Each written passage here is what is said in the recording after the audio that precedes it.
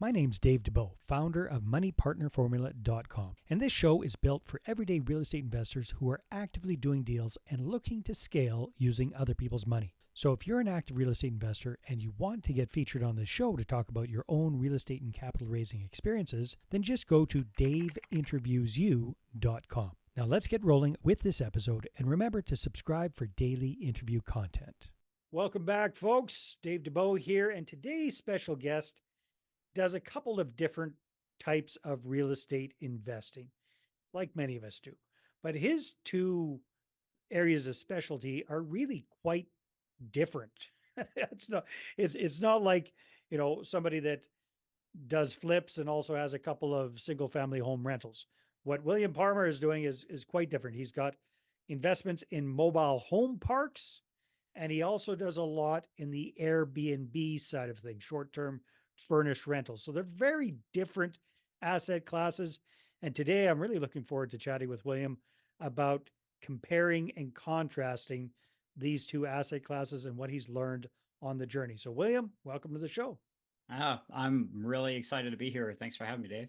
My pleasure. All right. So first things first, tell me, which one did you start with? Which came first, the mobile home park or the Airbnbs? Gotcha. Well, I started with long-term rentals, but after doing that for a little bit, and I still like them, still look at them, definitely would like more of those, but ended up with a mobile home park first. Just asked the right question at the right time to a realtor friend. I was working a job, and I banged my finger one too many times with a hammer at about 30 degrees, so I went and sat in my truck and made a phone call and said, "What do you have that's interesting?" A lot of our listeners are Canadian, so 30 degrees sounds hot, but you're talking Gotcha. Fahrenheit. I am talking Fahrenheit. That is below freezing. So yes. So I just basically asked the right question at the right time. Said, "What do you got for sale or coming up that's not on market that's interesting?" And they said, "Well, I don't know if you'll be interested." And so they told me about it. I said, "Oh, well, I'm very interested." And it turns out that everybody that was looking at it, it was just the wrong timing for them. And I was the one to make an offer that was accepted, and ended up purchasing it for $175,000. He took a $25,000 loss.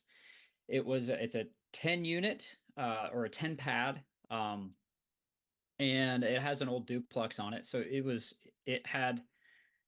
a very interesting property, and it's in an area that is up and coming. I can see it up and coming in the next probably 10 years or so, and it's smack in the middle of this town. So the land itself could be potentially very valuable in the coming years. So it's cash flowing and you're land banking at the same time. That's a pretty good deal. Yeah. Well, the cash flow took a little bit, and I think that's what most people don't really understand when you get one that's not run well.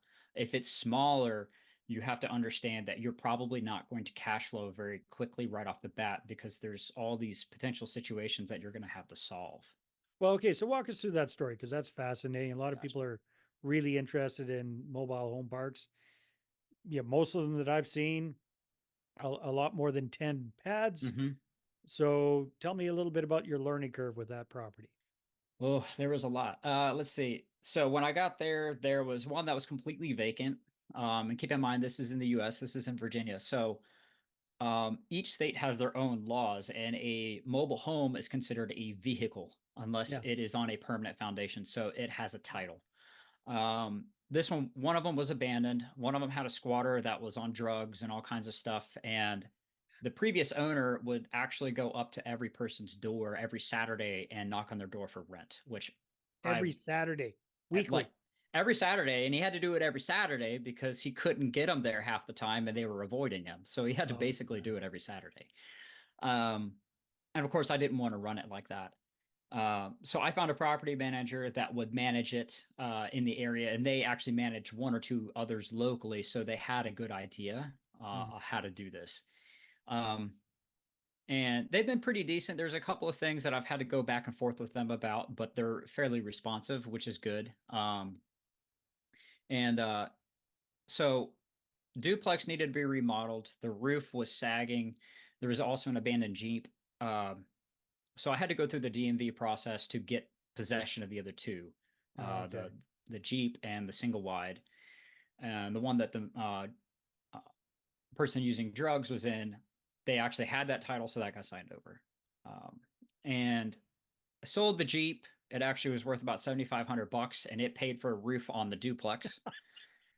And Wheeling and the dealing, nice. I did everything I could. So Yeah, that was about, if I ran my math correctly and I'm remembering right, the Jeep was about a 530% ROI, that alone, because of what I paid in taxes was really cheap because they yeah, didn't know what it was worth. I had to get keys cut, batteries installed, and all that stuff. yeah, yeah, yeah. Um, so I got the meth, had to leave without any issues, didn't have to go to court, didn't have to do any of that stuff. And I ended up doing a uh, basically a rent to own. It Hmm. was completely empty, and I had somebody come and say, "Hey, we'd like to look at this." And I said, "Well, it's not technically livable at this point, but you're welcome to walk through it and let me know." They said, "Well, we can't buy it, but we'd like to. We know that you offered a rent to own for somebody else, for the other one that was abandoned that I had fixed up." Yeah. And they said, "We'd like that same deal." And I said, "Great. 18%, 7 years, no money down. Your monthly payment's X. Your lot rent is this." And so And that you get to cost me. fix it up, and you get to fix it up too. Correct. Yeah. And the way Nice. that I have my contract written out is if they leave, they've left. They've reneged on their whole contract. It's mine. So that one I spent $134 in taxes to get like the title turned over and everything, and then they rented it out, and it brings in about $530 a month, And the roughly. beautiful thing is, once they're finished doing the rent to own, they still get to pay you pad Hmm. rental because They that's do. permanent, right? They Yeah. don't have they own the Yeah. tin on top of the dirt, but they don't you own the dirt.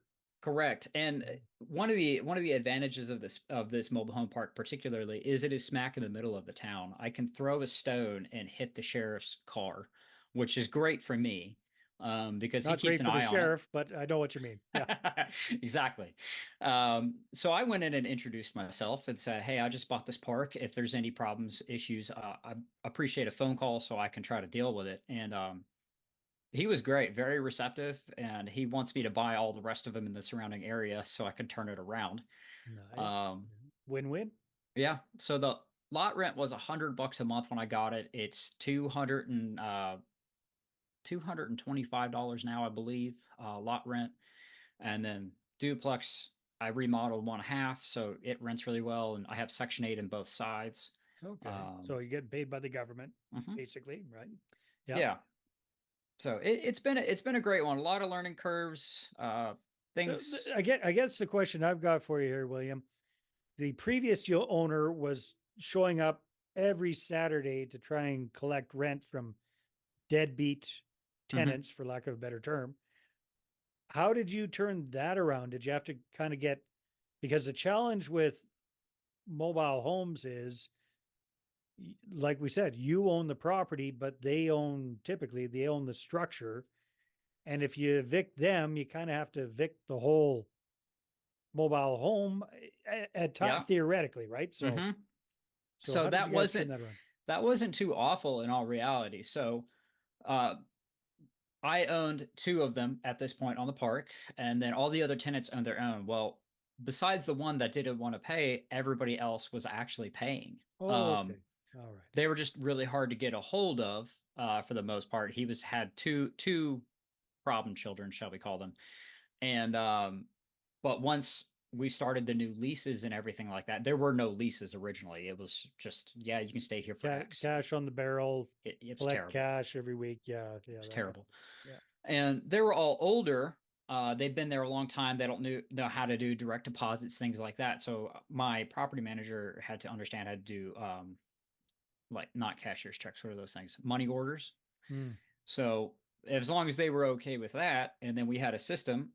About the first month, there was a couple of issues of people not understanding how to do it, but after that, it's been pretty routine. Not any big issues. Um, so that's been pretty smooth so far. Can't complain All, about that. all right. So that property kind of didn't fall in your lap. I mean, you're actively looking for it, but you weren't looking for a mobile home park. It just kind of Correct. that happened to be the deal that you Correct. ran into. Absolutely. So let's compare and contrast that with, it sounds like you had experience already with doing single family home long-term Mhm. rentals and you transitioned that into short-term furnished rentals. So not, it's quite different, but it's the same property and that it's in the same realm. Mhm. So let's compare and contrast your experiences with the mobile home park with your experiences with short-term rentals. Gotcha. Well, the short-term rental that we ended up using is, believe it or not, people laugh and they can't believe this when I tell them this, but it's actually a 1992 double wide on a permanent foundation. Eh, Nobody believes me, but it does really well. Um, Nice. so we're Location, location, location. very Where's much, very yeah. much. There's two colleges close to me, so we get football games like crazy. And we're just outside the town limit, so we don't pay the extra tax for the town. We're the first house outside the town limit. So we don't have to pay extra tax, but we can still charge a premium to use the house. Plus, It's you a don't have to worry about the town shutting you down yes, with new exactly, rules and regulations. exactly. Um, that house was actually my primary residence at one point. I used to be a police officer, and so I had moved into this house to get closer to my job at the time. And then I moved out of that into the house I'm currently in now. Bought this house from my parents, and then I was actually going to sell it. And I was a student of Dustin Heiner's at the time. And he said, "Well, why don't you consider midterming this thing or Airbnbing it and just give it a go?" It's like worst case scenario, but he said, "I don't want you to sell it because you have a 2.36% interest rate." And he said, "Don't. I wouldn't suggest getting rid of that, Yeah, even though we probably would have walked away with about 75 or 80 grand." So we midtermed it for a couple months, 6 months, 8 months. Um, we had furnished it, painted it, all that stuff. And it was okay. I didn't care for it quite as much. People were more dirty, so to speak. I had to have uh, buddy, you pest had to call control. your buddy the sheriff. Oh no, no, No, fortunately not. no. I had to have pest control come out several times because people would eat in the rooms, not in the kitchen, not clean up after themselves, and then it was kind of a rigmarole, and I didn't really care for that. And As a midterm rental, that's what they were as a doing. midterm, So, yes. what kind of terms were who were these folks? How long were they in for? Just give us an idea of what that looked like. So midterm is usually 30-day stay or more. So 30 to 90 days, generally speaking. Okay, People we have were all traveling nurses. So we have two, if not three, major hospitals in our area. So it's fairly central to two of the three. Um, so the traveling nurse craze has kind of died down in my area. So we also saw that coming and decided that we should try the Airbnb since it was already furnished and already set up. got it. So we did that, and that did really well. And we started it about 3 months late in the year, and it still grossed about 24 grand the year for that one house. Wow, And the mortgage is pretty cheap. It's just under $800 a month. So it was, it's probably as far as dollar value, it's probably the best investment actually, and the mobile home park would be second. So very cool. So, how many? What does your portfolio look like at this time, William? So if you count the pads, which if you count the pads on the mobile home park, it's 15 currently. Mhm. But if you don't count the pads, then it would be about five. So kind of a smaller one, but it's those alone bring in enough to take care of more than half of my needed income to live on. Nice. Although I do not take any distributions from my real estate because I just want to continue to buy more. So the cash flow, everything just goes back into Yes, sir. growing the Absolutely. portfolio. Hmm. Yeah. Okay. Very, very cool.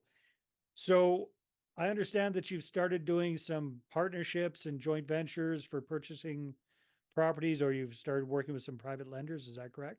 I have. So I haven't done a joint venture yet. Wouldn't I'd be very interested in doing that.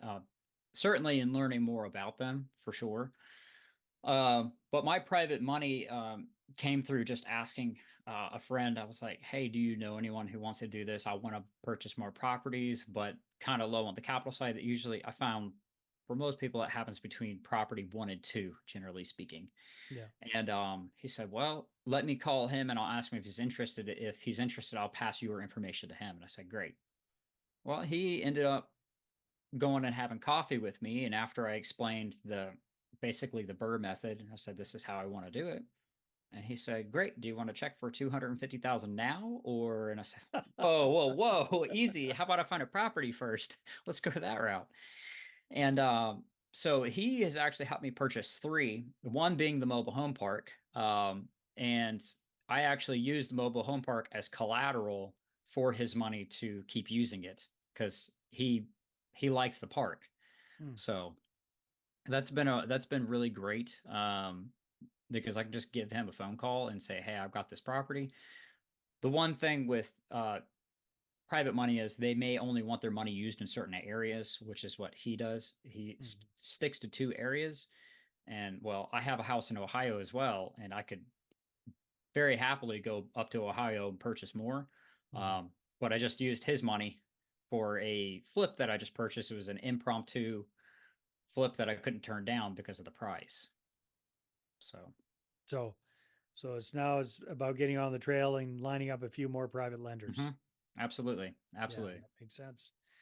Awesome, William. Well, thank you very much for sharing your journey and comparing and contrasting your experience with the mobile home park and your short-term rentals. If some of our listeners or viewers would like to connect and find out more and get to know you better, where should they go?